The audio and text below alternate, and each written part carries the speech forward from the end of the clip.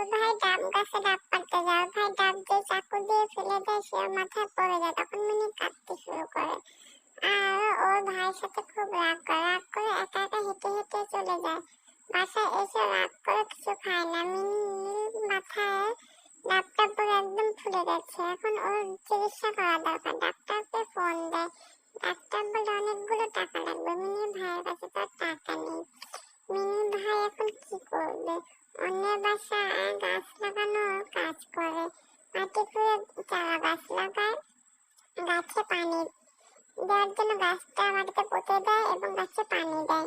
এভাবে মিনি ভাই মিনির জন্য টাকা জমা করে, ডাক্তার দেখাবে। এরপর ও কাজ করে, চা বিক্রি করে। সেখান থেকে চা বিক্রি করে ও টাকা পায়। হ্যাঁ, এভাবে সে টাকা জমায় এবং মাছ ভাজার কাজ করে, মাছ ভেজে মানুষের কাছে বিক্রি করে এবং সেখান থেকেও টাকা পায়। এভাবে রাস্তার স্ট্রিট ফুডের ব্যবসা করে আর সেভাবে ও টাকা জমা করে মিনিকে ডাক্তার দেখাবে। তাই এরপর ও মিনির জন্য জমিতে ফসলের চাষ করার কাজ করে। সেখান থেকে ফসল তুলে গাজর তুলে নিয়ে যায়, নিয়ে বিক্রি করে টাকা পায়। এভাবে অনেক টাকা জমিয়ে মিনিকে ডাক্তার